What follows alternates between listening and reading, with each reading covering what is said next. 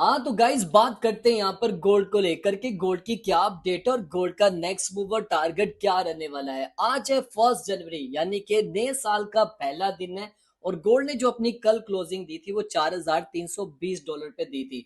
अब गोल्ड यहाँ से बाय होगा या सेल होगा इसके ऊपर हम काफी डिटेल में बात करेंगे क्योंकि आज तो मार्केट क्लोज है और कल की ओपनिंग में क्या एक्सपेक्ट कर रहा हूँ, कौन से लेवल इंपॉर्टेंट है उसके ऊपर हम काफी डिटेल में बात करेंगे और इसी के साथ साथ जो गोल्ड के फंडामेंटल्स हैं वो क्या कह रहे हैं वो भी मैं आपके साथ शेयर करूंगा। तो चलो चलते हैं अपनी स्क्रीन के ऊपर और गोल्ड के ऊपर डिटेल में बात करते हैं। सो गाइस सबसे पहले फंडामेंटल्स को लेकर बात करें तो इस वीक में कोई भी न्यूज नहीं है, जितनी भी न्यूज़ेस आ रही है वो नेक्स्ट वीक से स्टार्ट हो रही है। तो चलो अब चलते हैं अपने गोल्ड के चार्ट के ऊपर और देखते हैं गोल्ड टेक्निकली तौर पे हमें किस तरह मूव करता हुआ नजर आ रहा है।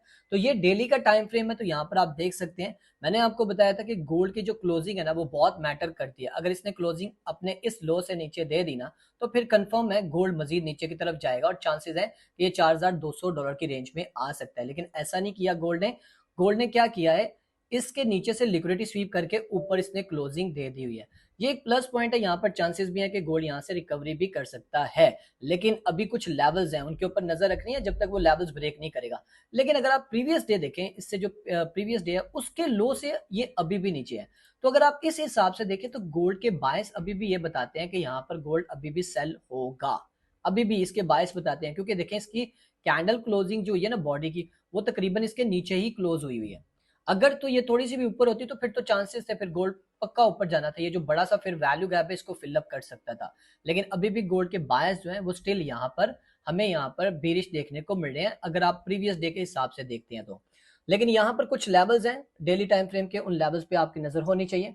जैसे ये 4,427 और 4,470 के जोन में मिले तो आप यहाँ पर सेल कर सकते हैं। याद रखना इसमें आपको आराम से 200 300 400 पिप ये आराम से देगा इन लेवल से। याद रखना अगर आप पहले लेवल्स की बात करो तो 100-200 पिप तो आराम से देगा, दूसरे लेवल्स की बात की जाए तो यहाँ पर भी 200 300 400 पिप आपको दे सकता है। यहाँ से अगर आप बाय की जोन की बात करो तो यहाँ से 4,246 का जोन है, तो यहाँ से आपको एक बाय कॉल मिलेगी, तो ये भी आपको 100-200 पिप आराम से दे सकता है। और अगर आप इसकी बात करो तो ये कम से कम आपको 300 पिप दे सकता है जो कि बनता है $4,170 से $75 का लेवल। ये डेली का टाइम फ्रेम है। अब बात करते हैं यहाँ पर 4 घंटे के टाइम फ्रेम पे कि गोल्ड 4 घंटे पे हमें क्या करता हुआ नजर आ रहा है। तो ये 4 घंटे का चार्ट है, यहाँ पर आप देख सकते हैं। ये मैंने लास्ट टाइम भी आपके साथ शेयर किया था कि गोल्ड ने अपने इस ट्रेंड लाइन से सपोर्ट ली थी, ठीक है। तो इस ट्रेंड लाइन को इसने ब्रेक कर दिया और ब्रेक करने के बाद यहाँ पर देखिए इसने इसको टेस्ट भी किया, ये टेस्ट भी किया। लेकिन मैंने आपको बोला था कि अगर गोल्ड को ऊपर जाना है तो इसको लेवल ब्रेक करने होंगे। तो सबसे पहले हमारे पास जो लेवल आ रहा है वो ये लेवल है, हमारे पास बनता है 4,350 का। अगर इस लेवल को ब्रेक करता है ऊपर आता है तो यहाँ से एक रिजेक्शन इसको मिल सकती है जो कि बनता है 4,360 से $70 का जोन। लेकिन याद रखना अगर आपने इस पे ट्रेड करनी है तो बिना एसएल के ट्रेड ना करना, क्योंकि ये वाला लेवल अभी के टाइम में रिस्की है, क्योंकि ये एक बार ऊपर गया था। अगर तो ये ना गया होता तो फिर ये इसकी ज्यादा जो है वो चांसेस थे, लेकिन अभी ये थोड़ा सा रिस्की है। लेकिन आपने अगर मेन ट्रेड प्लान करनी है तो आपने जोन में करनी है $4,390 से $4,400 के जोन में। ये एक अच्छा रिजेक्शन एरिया होगा, यहाँ से एक रिजेक्शन अच्छी मिलेगी, 100-200 पिप तो आराम से देगा। उसके बाद जो बड़ी रिजेक्शन आ रही है वो $4,460 की। अच्छा याद रखना जो मैंने डेली के बताए हैं वो अलग लेवल्स है, ये आपको 4 घंटे के अलग लेवल्स देखने को मिल रहे हैं, यानी कि आपको काफी ज्यादा ट्रेड्स यहाँ पर मिल रही हैं, ठीक है। अब आओ ये यहाँ पर सेल होने के चांसेस कब है, जब ये अपनी इस ब्लू लाइन को ब्रेक करेगा जो कि बनता है $4,300 का लेवल। जैसे ब्रेक करके नीचे बॉडी क्लोज होनी चाहिए, ना कि वीक हो, जैसे ये वीक है ना, ये नहीं, बॉडी क्लोज होनी चाहिए। अब आपके माइंड में होगा कौन सा टाइम फ्रेम, आप 15 मिनट की भी कैंडल देख लोगे ना तो चलेगा। 15 मिनट की कैंडल भी बॉडी नीचे क्लोज कर देती है तो चांसेस है गोल्ड यहाँ से नीचे आएगा, फिर आपके पास एक छोटा सा यहाँ पर बाय बनता है, वो मैं आपको 15 मिनट के टाइम फ्रेम पे बताऊंगा। लेकिन अगर आप यहाँ पर 4 घंटे पे देखो तो हमारे पास एक लेवल आ रहा है 4,240 का बाय का, फिर आ रहा है $4,200 का लेवल, ठीक है। तो इन लेवल्स के ऊपर भी आपकी नजर होनी चाहिए, इन लेवल से भी आपको बाय मिल सकती है, 100-200 पिप आराम से देगा। तो अब यहाँ पर हम 15 मिनट के चार्ट पे चलते हैं कि गोल्ड की ओपनिंग क्या मैं एक्सपेक्ट कर रहा हूँ, क्योंकि ओपनिंग भी तो मैटर करती है ना। तो ओपनिंग के ऊपर आपकी नजर होनी चाहिए, तो मैं अभी ओपनिंग वाला चार्ट जो है वो आपके साथ शेयर करता हूँ। सो गाइज ये 15 मिनट का चार्ट है, तो यहाँ पर आप देख सकते हैं गोल्ड ने जो अपनी क्लोजिंग दी थी वो $4,320 के जोन में दी थी। तो गोल्ड को ज्यादातर यही एक्सपेक्ट कर रहे थे कि गोल्ड यहाँ से नीचे आएगा, लेकिन गोल्ड दोबारा से हमें अप साइड की तरफ मूव करता हुआ नजर आ रहा है। रीजन क्या है मैं अभी आपको 5 मिनट के टाइम फ्रेम पे बताता हूँ। तो यहाँ पर आप देखो गोल्ड जैसे ही यहाँ पर अपना swing high swing low swing high swing low लगाता हुआ जा रहा था, तो इसने किया क्या, यहाँ पर अचानक से इसने यहाँ पर MSS कर दिया। यहाँ पर आप देख रहे हो मार्केट स्ट्रक्चर शिफ्ट किया और इन सभी हाइज के ऊपर से लिक्विडिटी स्वीप की और उसके बाद ये डाउन आया।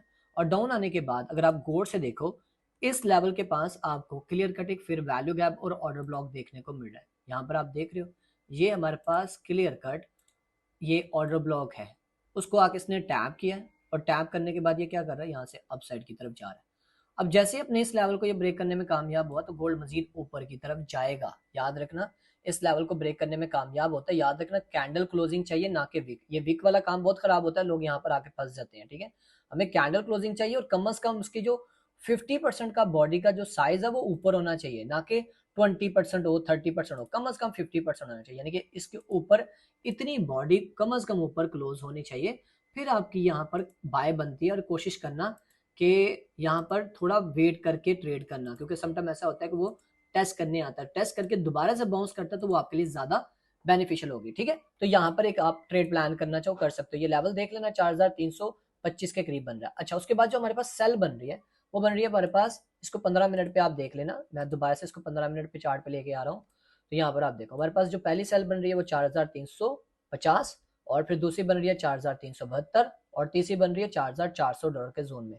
तो ये आपको 100 पिप्स के करीब 50 60 70 80 100 पिप आपको आराम से दे जाएंगे। ठीक है, तो 20-30 पिप के एसएल के साथ। और हमारे पास अगर आप बाय की बात करो तो अगर ये इस लेवल को ब्रेक करने में कामयाब होता है, जो कि बनता है 4300 लेवल, अगर इसके नीचे कैंडल क्लोजिंग देता है और फिर टेस्ट करके दोबारा नीचे आता है तो आप यहाँ से अपनी सेल कर सकते हो। और आपका जो मिनिमम टारगेट होगा वो 4200 तकरीबन $80 से $75 का होगा। फिर यहाँ से आपको एक बाय कॉल मिलेगी। ठीक है, तो ये फिल वक्त के लिए हमारे पास 15 मिनट के टाइम फ्रेम के कुछ लेवल्स थे जो कि ओपनिंग के मैं एक्सपेक्ट कर रहा हूँ, इनके ऊपर आपकी नजर होनी चाहिए।